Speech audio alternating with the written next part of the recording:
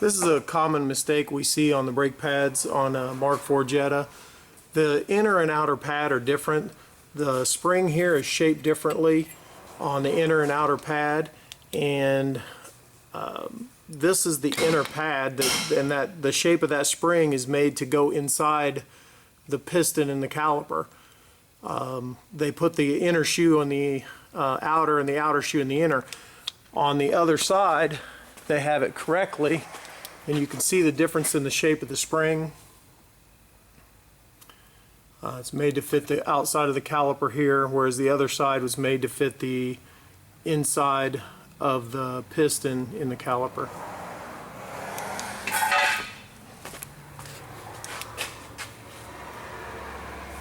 So don't put your pads in wrong. We're underneath a 2014 Jetta. Customer's in for an oil change and a fuel filter, but I thought it might be worth showing.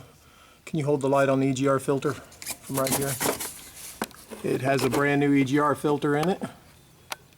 And wave it around to where you can kind of see the whole thing. And there's a new DPF here, and there's this big new shiny part on here, part of the emissions fix also. Looks like this is new also, the exhaust flapper valve.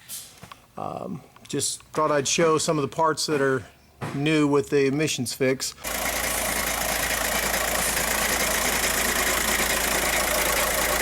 This dual mass flywheel kind of sounds like a horse galloping.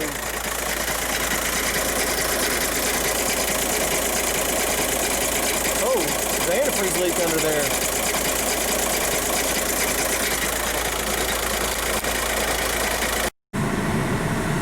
I have to say, well, let me turn this AC off here so you can hear me.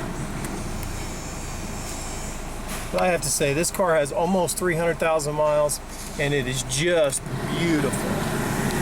The interior is just fantastic shape. Outside of the car is good.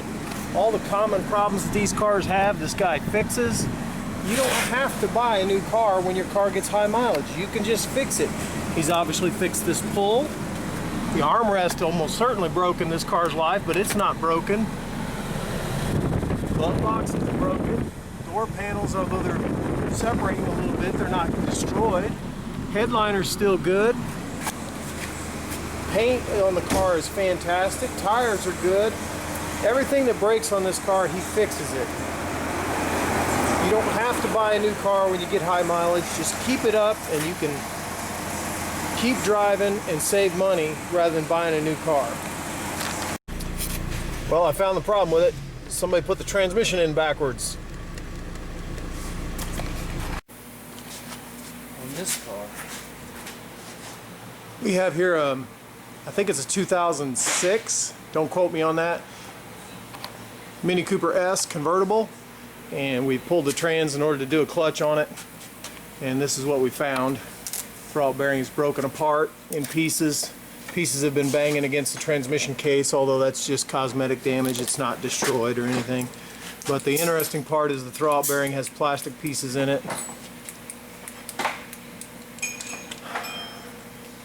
And they're all melted down back there. I have to say, if you're driving a manual transmission, keep your foot off the clutch. Don't sit your foot on the clutch. I'm not sure this failed due to that, but it's definitely a contributing factor. And when it starts making noise, get it fixed. Don't just keep driving it until this happens. He could have damaged his case. He could have got something broken. He could have got something major broken in here, like the hole in the case there. So stop driving it. Keep your foot off the clutch. Something a little silly going on here. We have this bolt seems to be contacting the spindle right there. There is some significant wear there. You can see it's been rubbing down there at the bottom as it turns. At first I just thought the bolt was too long. And I look at the other side and they've put the caged nut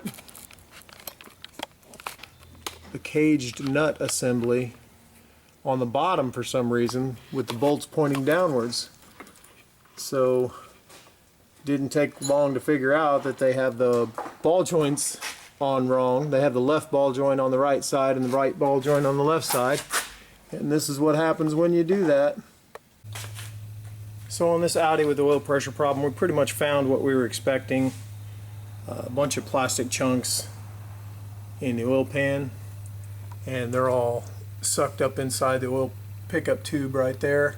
Restricting the oil pickup tube makes low oil pressure.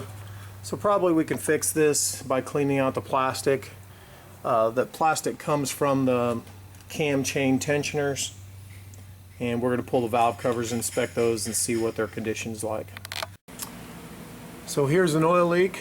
This guy's been chasing this oil leak for a long time, and he's been having this drain plug repaired by other shops.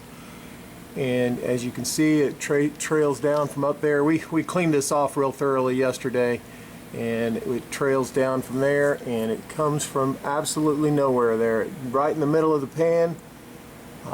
You might be able to see it, but there's a horizontal crack right where that fluid is emanating from. And this vehicle was in a front-end collision at one point in its life, and I think he's been living with this. You can see here it's been repaired with some Chinese parts. Front bumper brackets, the grille and everything were replaced with some Chinese parts. He's been living with this leak ever since. What has happened here is that, of course, the motor and trans are mounted in rubber mounts. And when this thing was in the front end collision, this thing, the engine and trans moved that far forward in order to smack the K-member. What is that, 1.5 inches there? Maybe, nah, it's about 1 inch, maybe 7/8 of an inch. And this engine moved that far forward in order to smack that K-member to break that pan. Okay, this is an 06 Jetta TDI diesel. And the customer's complaint is that the AC doesn't work, so I've hooked my AC gauges to the system, and we have 70 psi on the low side and about that on the high side. And what that indicates is the compressor really isn't doing anything. That doesn't mean it's a bad compressor.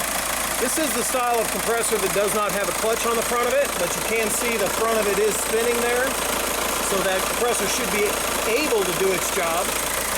This compressor has a Freon control valve on it that fails commonly. We keep that in stock. But this is a computer-controlled HVAC system. Even though the knobs and buttons look like the older style on 06, they went to computer-controlled HVAC. And in here in the HVAC system, I'm scanning, and I got a trouble code for control circuit. I got a trouble code 00898, control circuit for AC compressor, open or short to plus.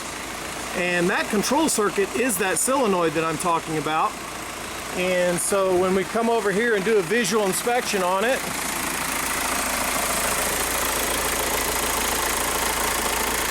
I hope you can see that.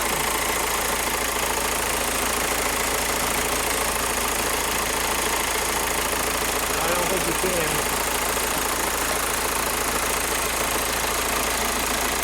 The lower wire is broken.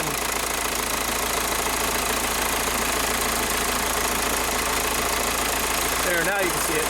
The lower wire is completely broken. It's out of the harness completely. And most likely just repairing that wire will fix their problem. It's broke off awfully close to the connector, so I might have to get a new connector or a lead from Volkswagen in order to repair that. But it should be a super simple repair. Don't have to charge a diagnosis fee for that. Just going to make a short segment. We are installing a used engine in this here Toyota RAV4, and here is our original engine. Here's our replacement engine. We're in the process of transferring parts over to it, and I transferred over the flywheel. And if you see here, we have an alignment dowel here and no other alignment dowel. Now, if you look at the original engine, you see we have an alignment dowel here and an alignment dowel here with our vice grips on it, because I'm in the process of extracting that. If you leave that alignment dowel out, like is on this engine here, as this engine came as a used engine, it will start breaking flywheels, destroy the pump bushing in the transmission. Pump bushing will start, the front seal of the transmission will start leaking. Then it'll wipe out the pump bushing, destroy the converter, and worse. So, how did this dowel become missing? Because when they separated it from the transmission at the salvage yard, that dowel stuck in the transmission and is probably still in the transmission to this day, wherever that transmission may be. But my point is, if you receive a salvage yard transmission and it doesn't have a dowel in it, make sure you transfer the dowel from your original engine, or else you will cause massive failure of the transmission later. Same thing can happen when you replace the transmission. The dowel can come out in your transmission and you put another transmission in that doesn't have a dowel in it, and you end up with failures.